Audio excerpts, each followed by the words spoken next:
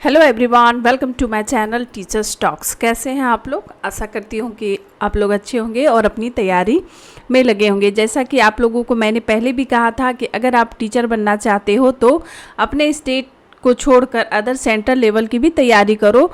और ये देखो, ये काफ़ी अच्छी अपॉर्चुनिटी आप लोग के लिए आई है, क्योंकि सेंट्रल से कोई भी स्कूल के वैकेंसी निकलते हैं, जैसे DSSB अभी निकली है, PRT की, है ना, और अभी KVS की भी आने वाली है, NVS की भी ज़रूरी आएगी। और तो देखो और हम लोगों के लिए ये EMRS Eklavya model residential school से ये वैकेंसी आई और काफ़ी अच्छी सीट्स हैं, चाहे वो टीचिंग में हो और नॉन टीचिंग में भी हो सीट्स हैं।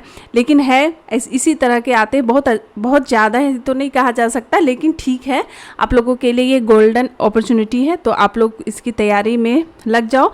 फिलहाल इसकी फॉर्म फिलअप करने से पहले आप इसके नोटिफिकेशन वगैरह सारे जितने क्राइटेरिया हैं कि क्या किस क्राइटेरिया को फिल करना है और आपके पास कौन कौन से सर्टिफिकेट हैं, तो आप लोग इतना ध्यान दे दो कि आप लोगों के पढ़ाई के साथ साथ सर्टिफिकेट्स भी ज़रूरी है, क्योंकि अभी सुप्रीम कोर्ट के द्वारा वो पूरी क्लियर तरह से कह दी गई है कि अगर फॉर्म फिलअप के जो जितनी समय सीमा है उस अवधि में आपके सर्टिफिकेट्स क्लियर होने चाहिए, चाहे वो किसी जैसे है कि कोई किसी OBC हो या कोई ST/SC हो या कोई PWD किसी भी तरह के लाभ ले रहा हो, तो वो उसकी जो सर्टिफिकेट्स हैं, है ना, और जैसे इनकम सर्टिफिकेट हो, वो सारे अपने उस समय सीमा अवधि तक कंप्लीट होनी चाहिए। ठीक है, तो अगर आपकी नहीं होगी तो फिर बाद में आपको एग्ज़ाम क्वालिफाई भी कर जाओगे,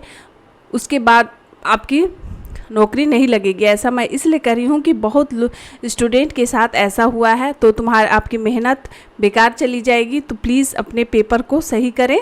और चलते हैं, हम थोड़ी जानते हैं कि नोटिफिकेशन में क्या क्या दिया हुआ है और फॉर्म फिलअप कब से होगी। ठीक है, और या वो सारे हम लोग जानते हैं कि कौन कौन से सब्जेक्ट को लिया गया है और कौन कौन से सब्जेक्ट की वैकेंसी आई हुई है। तो चलते हैं हम लोग। अब सबसे पहले ये जान लोगो कि ये EMRS जो अभी रिसेंट में B.Ed कंप्लीट किए हुए हैं, है ना, तो उन लोगों को ये पता नहीं होगी शायद कि EMRS क्या है। तो ये सेंट्रल गवर्नमेंट की द्वारा ये चलाई जाती है ना, इन स्कूलों को। ये विशेषता ST कम्युनिटी को जो कम्युनिटी होते थे उन लोगों के लिए ही ये खोली गई थी, इन स्कूलों को स्टार्ट किया गया था। ठीक है, तो उन्हें मतलब थोड़ी उनके जो जीवन स्तर है उनको सुदृढ़ करने के लिए एक अलग से एकलव्य मॉडल रेजिडेंशियल स्कूल की स्थापना की गई थी, और ये हर ज़िले में ये स्कूल है। तो अच्छी है आप लोगों को ये, दैट्स लाइक आप कह सकते हो कि जैसे DAV है ना, DAV और KVS वगैरह के जितने भी हैं वो उस टाइप के ही ये स्कूल हैं। ठीक है, लेकिन बस इसमें PRT की वैकेंसी नहीं आती है, सिर्फ 6 to 12 की वैकेंसी आती है। ठीक है, तो इसमें जो भी B.Ed किए हुए हैं और वो इस फॉर्म को फिलअप करें, और काफ़ी अच्छी अपॉर्चुनिटी है, क्योंकि बार बार ये वैकेंसियाँ नहीं आती हैं और बहुत साल बोलो कि 2-3 साल 4 साल लग ही जाते हैं एक वैकेंसी आने में। पिछले बार आई थी 2 साल, शायद 2 साल पहले आई थी, मुझे थोड़ी याद नहीं है, बट आई थी। तो अब फिर आई है, तो ये फिर आने ही वाली थी, क्योंकि इसे 2 फेज़ में कंप्लीट करनी थे सीट्स को। तो ये देखो आप लोगों के सामने आ गई 2025। ठीक है, एग्ज़ाम। तो चलते हैं इसकी सब्जेक्ट को देखते हैं आके, जो PGT और PRT, साथ ही साथ प्रिंसिपल की भी PRT की नहीं, PGT और TGT की आई है। ठीक है, तो और प्रिंसिपल की है, और नॉन टीचिंग में है नर्स के, जो हॉस्टल वार्डन के आए हैं, हॉस्टल वार्डन के भी काफ़ी अच्छी जो सर्विस है वहाँ पर अच्छी है, काफ़ी अच्छी सर्विस है। तो उस पर भी अगर आप लोग कोर्स किए हुए हैं तो वो भी फॉर्म फिलअप कर सकते हो। तो चलते हैं कि अब हो गई, और ख़ास बात कि अब देखो यहाँ पर चलते रेजिडेंशियल स्कूल है, और ये सारे दिए हुए हैं, तो हम लोग सीधा यहाँ चलते हैं। देखो ये दिया हुआ है 23/10/2025, ठीक है। ये है सबमिशन ऑफ एप्लीकेशन फॉर्म, ठीक है।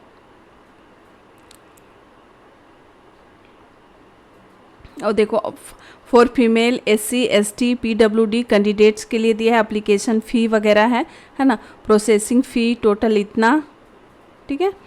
और for candidate other than female ST ST, देखो ये प्रिंसिपल के लिए है, ठीक है। ये प्रिंसिपल TGT PGT ये प्रिंसिपल के लिए है, पोस्ट के अनुसार है।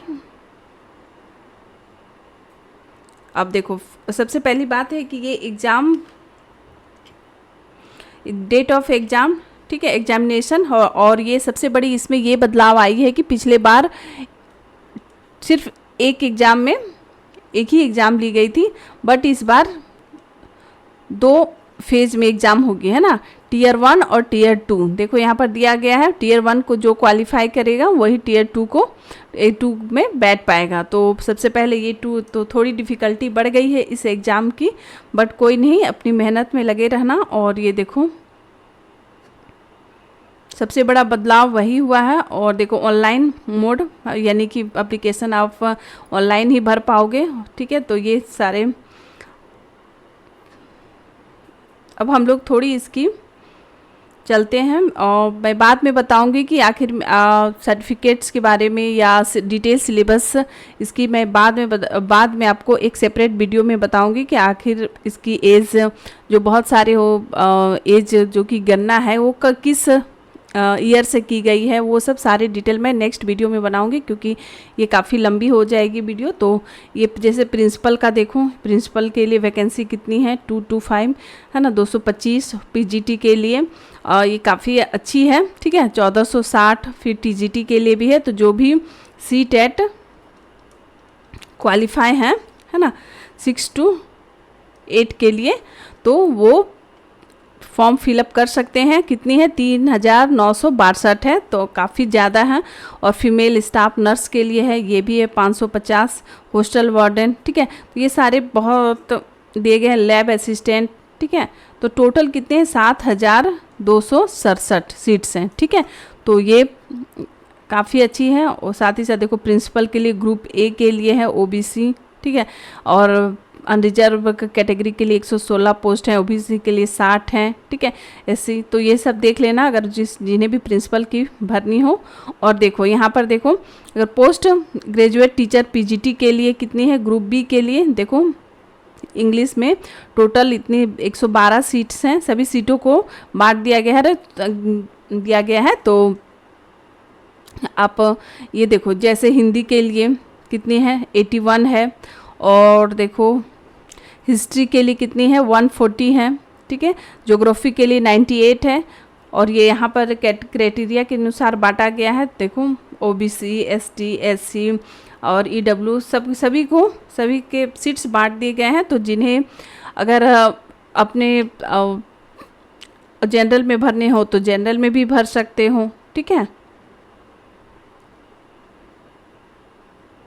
TGT के लिए भी उसी तरह देखो सभी के अपने अपने सीट्स बटे हुए हैं, ठीक। हिंदी के लिए इसमें सबसे अधिक है, और नहीं सबसे कंप्यूटर में भी काफ़ी है। कंप्यूटर साइंस से जिन्होंने भी किया है डिप्लोमा, तो उनके भी क्राइटेरिया है ना, फुलफिल करते हो फॉर्म भरने के, तो वो आप इसमें फॉर्म TGT में फॉर्म फिलअप कर सकते हो। काफ़ी सीट्स हैं, 550 टोटल है। और साइंस में भी 408 है, सोशल साइंस में 352 है। तो काफ़ी अच्छी है। ट्रेंड ग्रेजुएट टीचर है ना 6 to 8 के लिए। और देखो ट्रेंड टीचर ये सब बटे हुए हैं। और ये सब देखो ये लैंग्वेज है ना, रीजनल लैंग्वेज है, तो लैंग्वेज के भी है, तो वो भी फॉर्म फिलअप कर सकते हैं TGT, ठीक है। म्यूजिक के लिए देखो म्यूजिक आर्ट है ना, फिर पेट फीमेल मेल लाइब्रेरियन, देखो ये हॉस्टल वार्डन, ये सारे दिए हुए हैं, ठीक है। तो अब हम लोग चलते हैं कि इसकी कौन कौन से सब्जेक्ट इसमें इंक्लूड किए गए हैं और कौन कौन से सब्जेक्ट में कितने मार्क्स हमें लाने हैं कि हम फर्स्ट Tier 1 को क्वालिफाई करें, तब दूसरे। और इसकी सबसे बड़ी बात देखो कि ये इसमें जो पे है ना, वो तो काफ़ी अच्छी है, ठीक है। पे लेवल देखो कितनी है। पोस्ट ग्रेजुएट टीचर के लिए लेवल 8 चलेगी, ठीक है, और प्रिंसिपल के लिए 12, लेवल 12 में, और काफ़ी अच्छी। और देखो ये सबसे है कि ये एग्ज़ाम होगी OMR MCQ बेस्ड होगी और OMR सीट में होगी। तो आपको आराम से आप फेमिलियर होके OMR सीट भर सकते हो, और साथ ही साथ इसमें ऑनलाइन एग्ज़ाम नहीं होगी। अब चलते हैं हम लोग प्रिंसिपल के लिए। तो प्रिंसिपल के लिए देख लेना इसमें क्या आएगी। जो पार्ट 1 में रीजनिंग, न्यूमेरिकल एबिलिटी है ना, जनरल अवेयरनेस, ठीक है, तो ये सारे हैं। अब हम लोग चलते हैं थोड़ी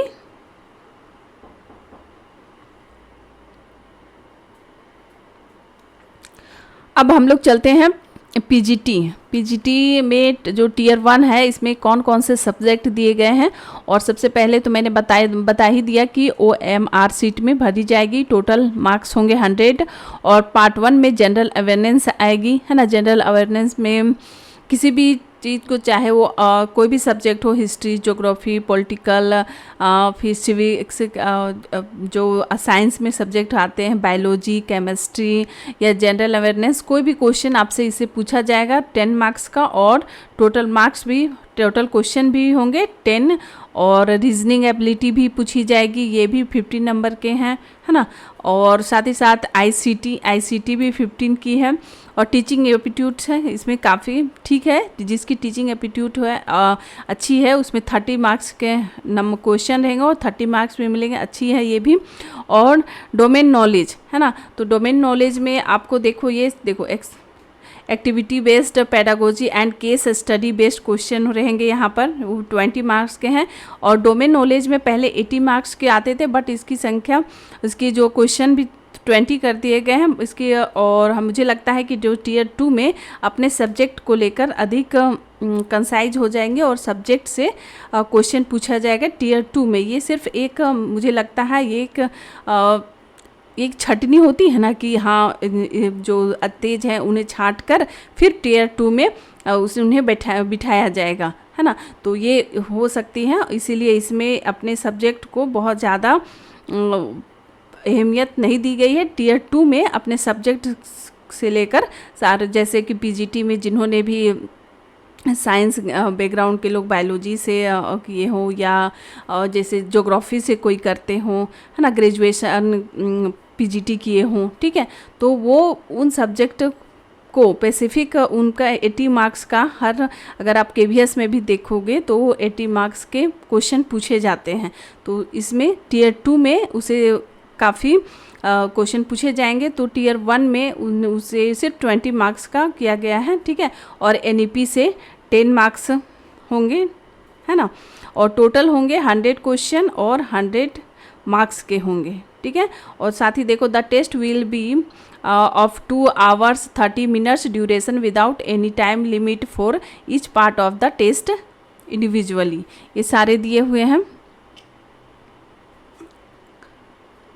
और देखो ये है लैंग्वेज, हाँ ये देखो जो 6th है पार्ट 6, इसमें क्या कहा गया है कि ये देखो, language competency test, general English and general Hindi 10 marks के ईच सब्जेक्ट है ना। दिस पार्ट इज मतलब ये है कि ये क्वालिफाइंग नेचर का है। तो आप लोगों को जिस तरह इस जो पार्ट 6 को सबसे पहले इसे क्वालिफाई करनी होगी, है ना, उसके बाद ही जो अदर पेपर है उन्हें चेक किया जाएगा। तो सबसे पहले आप लोगों को इस पर क्वालिफाई करनी है, और कितनी करनी है, मिनिमम 40 मार्क्स टुगेदर, है ना। तो मतलब कि आप लोगों को जैसे कि 100 जैसे 10 क्वेश्चन है, तो 10 में आप लोगों को 4 सही ही करनी है, तब ये आप क्वालिफाई कर पाओगे। और नेक्स्ट आप लोगों की ये कॉपी चेक होगी। 1 to 5 of the candidates will be evaluate if he she fail to, यानी कि अगर नहीं आए तो आप फेल हो जाओगे, आपकी कॉपी चेक नहीं की जाएगी,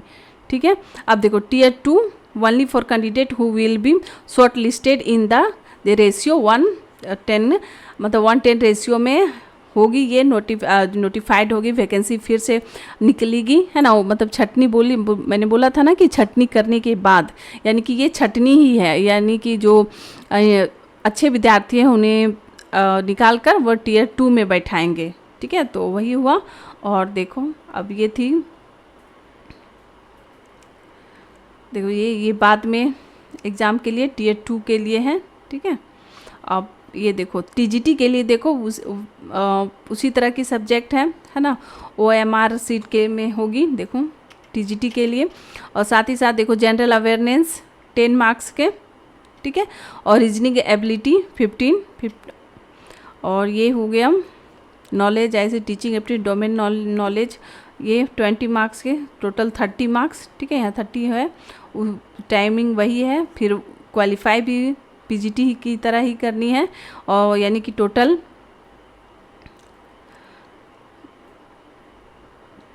अगर 40 है तो 100 में 40 सही करनी है, ठीक है।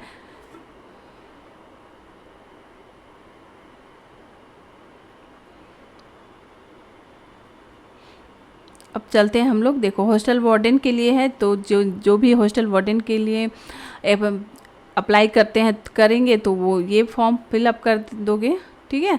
तो वो देख लेना, ठीक है। अकाउंटेंट के लिए भी है, फीमेल स्टाफ नर्स के लिए भी है, यानी बहुत सारी वैकेंसियां हैं जो नॉन टीचिंग के लिए भी है, तो वो देख लेना, है ना। जूनियर सेक्रेटरी, ठीक है। ये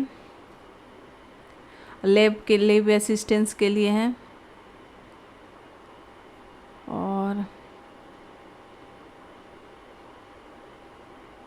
देखो और क्या क्या एलिजिबिलिटी क्राइटेरिया होनी चाहिए, क्वालिफिकेशन होनी चाहिए, है ना। तो इसकी मैं एक सेपरेट वीडियो बना दूंगी। साथ ही साथ मैं सर्टिफिकेट्स को लेकर भी बनाऊंगी, ताकि मेरे कमेंट में काफ़ी ऐसे प्रश्न पूछे जाते हैं कि अब मेरे व्हाट्सएप में भी कि क्या क्या सर्टिफिकेट्स होनी चाहिए, क्योंकि इस बार जो सुप्रीम कोर्ट की जो इस बार न्यूज आई है, जो फर्स्ट वीक में आई थी, यानी कि एक जो हाई कोर्ट के द्वारा एक फैसला लिया गया था, है ना।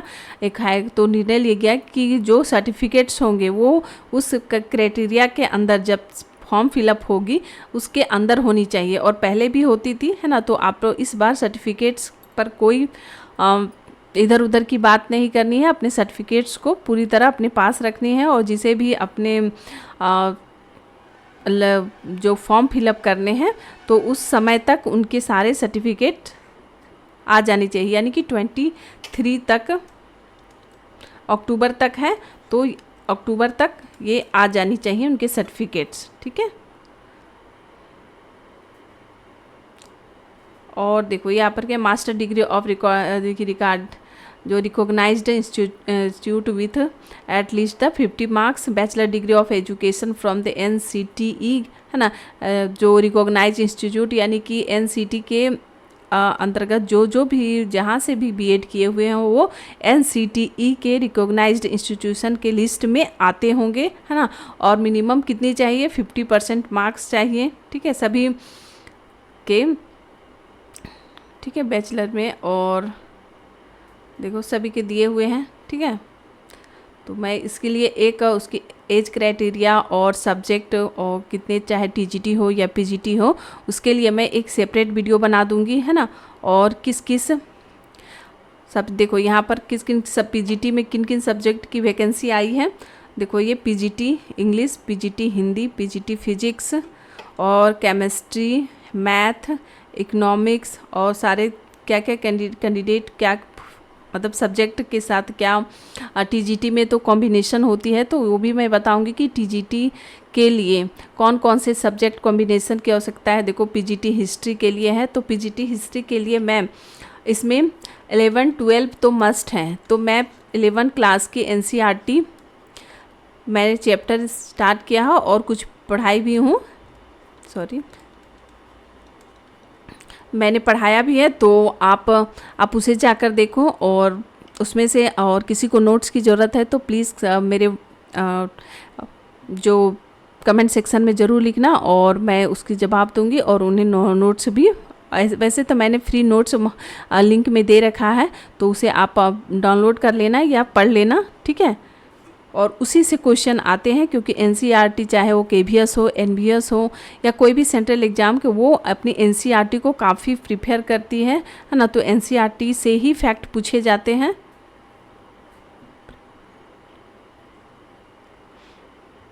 देखो, है ना। और पीजीटी के लिए जो मिनिमम एज है 40, है ना। तो सभी जो जितने भी जो कैटेगरीज हैं तो जैसे OST SC OBC के लिए तो एज रिलैक्सेशन भी उन्हें मिला है, ठीक है। As the applicable under the government of India rules के अनुसार मिला है, तो वो ठीक है। एसेंशियल क्या होनी चाहिए, देखो MCA, ठीक है। फिर अगर कंप्यूटर साइंस से किए हुए हों तो कंप्यूटर साइंस या IT MCA, फिर ME और MTech, ठीक है। ये कंप्यूटर साइंस के लिए है। देखो यहाँ पर दिया है वो एलिजिबिलिटी क्या क्या होनी चाहिए, वो कंप्यूटर साइंस के लिए है। और TGT के लिए 35 इयर्स होती है विदाउट रिलैक्सेशन। अगर रिलैक्सेशन लेते हो आप क्राइटेरिया का, तो आपको रिलैक्सेशन उसी अनुसार मिलेगी। तो इसके लिए मैं आप लोगों को कन्फ्यूजन दूर करने के लिए इसकी डिटेल सिलेबस लाऊंगी। जो फॉर्म फिलअप से पहले आप इसे देख लेना और अपने जो जिस क्राइटेरिया को फुलफिल करते हो या जनरल में हो, तो उसे एक बार गो थ्रू हो लेना कि हाँ सही मैंने फॉर्म फिलअप किया है, या मेरे पास जो सर्टिफिकेट्स हैं, जो क्वालिफ़िकेशन है वो सही है। देखो अब सीटेट TGT के लिए मैंने कहा था कि सीटेट मस्ट है, तो qualified in the central teacher eligibility test paper 2, है ना। इसमें पेपर 1 वाले नहीं होंगे, ठीक है। ये पेपर 2 वाले हैं, यानी 6 to 8 क्वालिफाई होनी चाहिए, है ना। Candidates by the government of India जो TGT CTET qualification issued on the before on the cut off date, है ना, ठीक है। तो ये होनी चाहिए।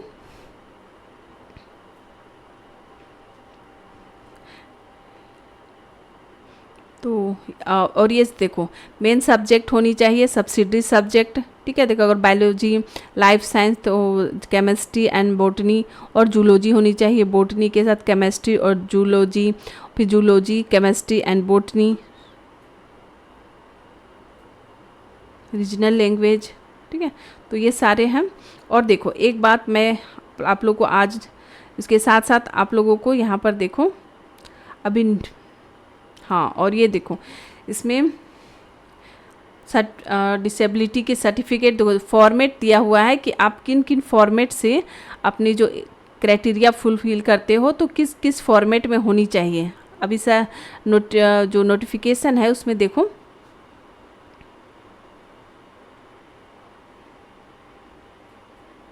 ये इनकम है ना, income and asset certificates to be the provided the produced by the economical weaker section. जो इकोनॉमिकल वीकर सेक्शन है उनके लिए ये सर्टिफिकेट फॉर्मेट होना चाहिए। अगर ये नहीं हुआ तो आप लोगों की सर्टिफिकेट कैंसिल कर दी जाएगी। और वो रिसेंट की होनी चाहिए, है ना, फाइनेंशियल ईयर की होनी चाहिए, ठीक है। पुरानी सर्टिफिकेट्स नहीं चलती हैं और उन्हें फिर से अगर पुरानी हो गई तो उसे फिर से बनाओ। अभी 23 अक्टूबर तक फॉर्म फिलअप करने की। और देखो ये अपेंडिक्स 2 में क्या दिया गया है, format for the certificate for other. देखो अदर बैकवर्ड कास्ट के लिए हैं, ठीक है, अप्लाइंग फॉर द, तो ये सारे हैं, तो देख लेना। ये फॉर्मेट होने चाहिए, सभी के फॉर्मेट दिए हुए हैं। ST SC के लिए है तो इस तरह के फॉर्मेट होनी चाहिए, है ना।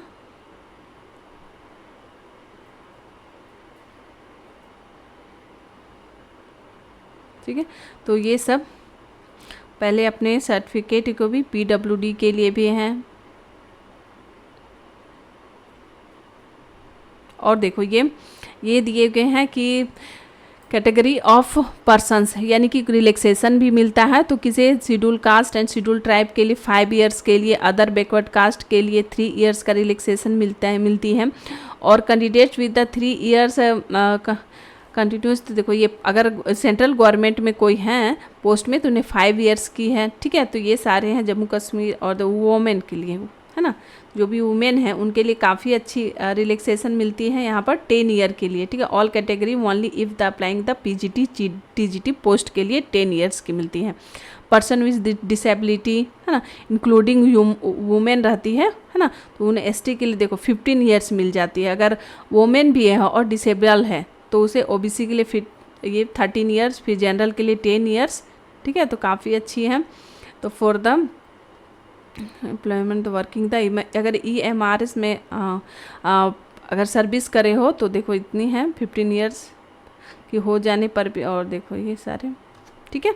तो अब नेक्स्ट जो मैं बनाऊंगी EMRS के लिए, एकलव्य मॉडल विद्यालय के लिए, तो मैं उसके साथ अलग एक सेपरेट वीडियो लाऊंगी जिसमें उसकी जो एलिजिबल हैं कौन कौन से सब्जेक्ट, एलिजिबिलिटी, सब्जेक्ट कॉम्बिनेशन, है ना, और कौन कौन से सर्टिफिकेट होने चाहिए अकॉर्डिंग टू सेंट्रल, है ना, सेंट्रल गवर्नमेंट EMRS के, ठीक है।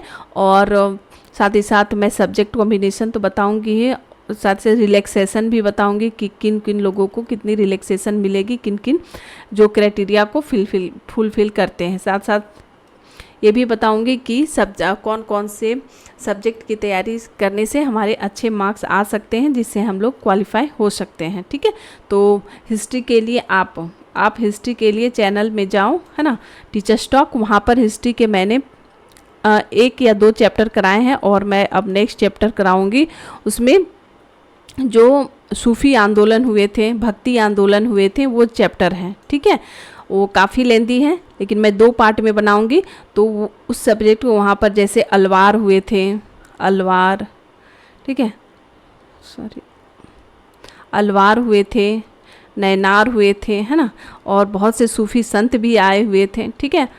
तो उन सभी को, तो मुझे एक क्वेश्चन, अगर हिस्ट्री से कोई भी पीजीटी भर रहे हो तो मुझे ये बताओ कि अलवार कौन से संत होते थे, वो किस को मानते थे, विष्णु के उपासक थे या शिव के उपासक थे, है ना, अलवार किसे मानते थे और नैनार किसके उपासक थे, तो है ना। तो दोनों को बताना कमेंट में कि अगर तुम थोड़ी बहुत भी हिस्ट्री पढ़े हो तो ज़रूर क्वेश्चन का आंसर दोगे। तो please subscribe my channel and like the video. Thank you very much.